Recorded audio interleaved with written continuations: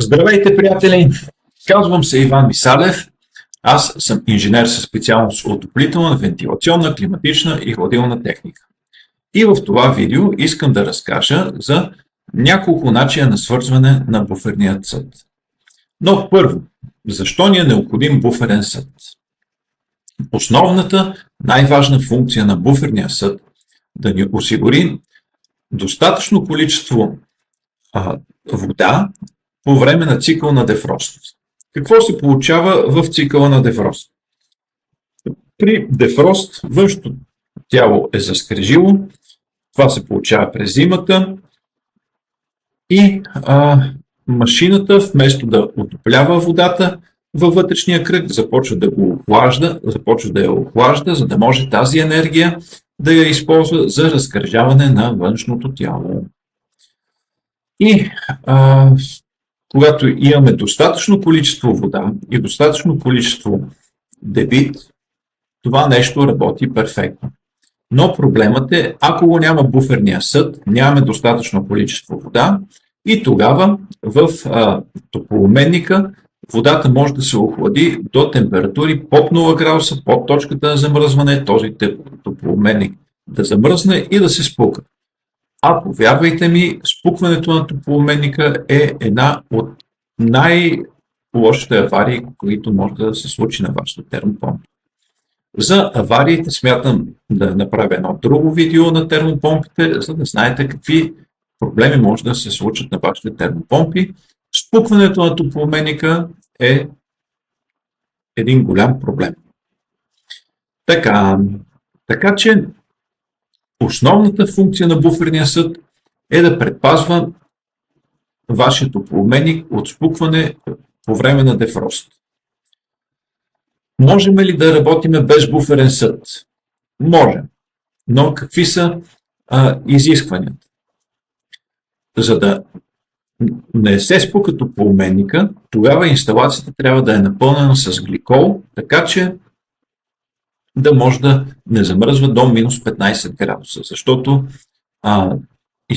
точката на изпарение на фреона стига до минус 20 градуса в топлообменника. Минус 15 градуса е една добра концентрация на гликола. Освен това, ако нямаме буферен съд, всички термоглави трябва да са напълно отворени на радиаторите, или пък ако сме с подово отопление, нашите поне 4-5 задвижки трябва да са отворени. Така че да имаме достатъчна циркулация на топлоносителя през системата. Така че може и без буферен съд, колеги. Може, ако са взети тези мерки, може и без буферен съд. Естествено, буферният съд си има много хубави функции. Той прави системата да е по-стабилна, така че където има възможност, слагайте задължително буферен съд, а където няма възможност от буферен съд, задължително слагайте гликол с необходимите инхибитори и отварите главите на радиаторите или на подовото отопление или вентилаторните конвектори. Всичко трябва да е отворено, за да има необходимата циркулация, когато няма буферен съд.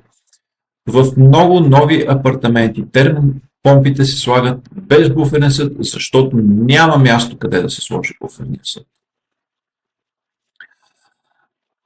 Колко трябва да бъде голям този буферен съд? Може да го изчислите от 5 до 10 литра на киловатт мощност на термопомпата. Това е минималното количество на обем на буферния съд.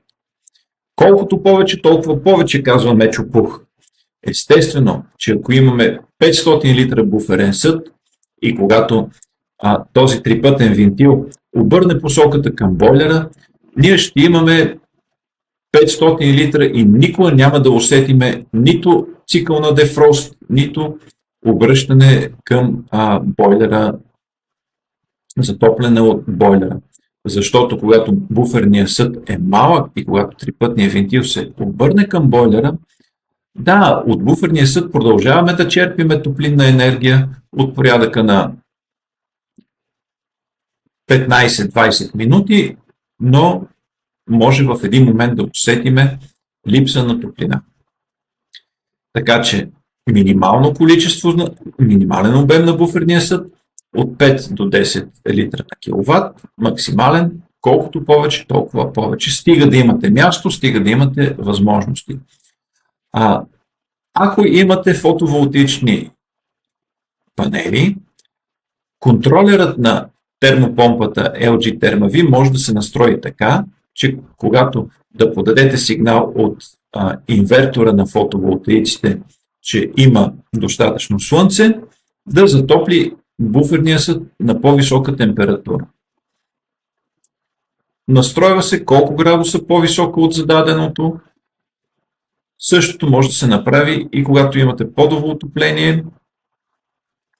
Достатъчно е 3-4 градуса да се вдигне температурата на подаване, когато има слънце, а когато няма да се намали. По този начин реализираме акумулиране на слънчевата енергия.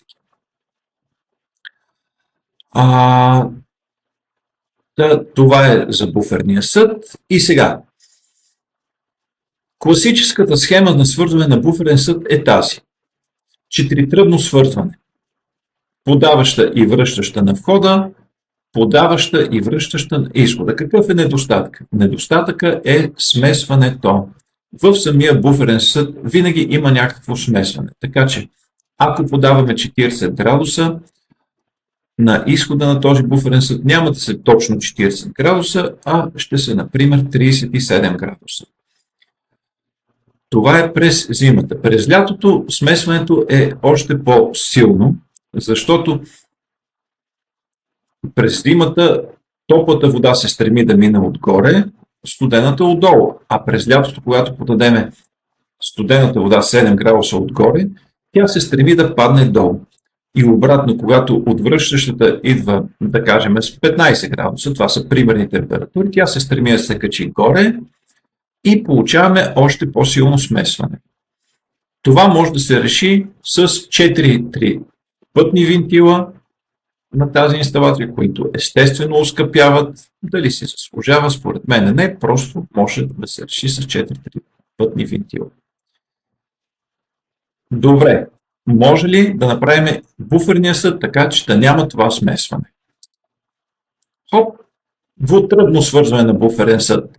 Буферният съд служи само като връщащата тръба минава през буферния съд и той служи за осигуряване на необходимото количество вода. Тогава, каквато температура излиза от термопомпата, такава отива и към системата с радиатори или с подово. Но, какво се случва, ако се затворят термоглавите? Нямаме циркулация. За да осигурим циркулация, слагаме един диференциален байпасен клапан и ако се затвори термоглавите на радиаторите, циркулацията минава през него, през буферния съд и отива в термопомпата. Обаче, ако трипътният винтил подаде затопляне на бойлера, тогава нямаме циркулационна помпа към нашата инсталация. И моментално радиатори, вентилаторни конвектори спират да топлят. Имаме ли решение на този проблем? Решението се нарича тритръбно свързване на буферен съд.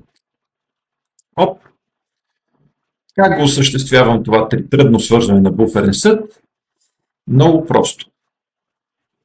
Вместо от тази част да свържа към отоплителната инсталация, аз прекъсвам тръбата, която подава към буферния съд и свързвам с една циркулационна помпа от тук. Така че когато пътният винтил затвори към серпентината на бойлера, циркулацията остава през буферния съд и имам циркулационна помпа.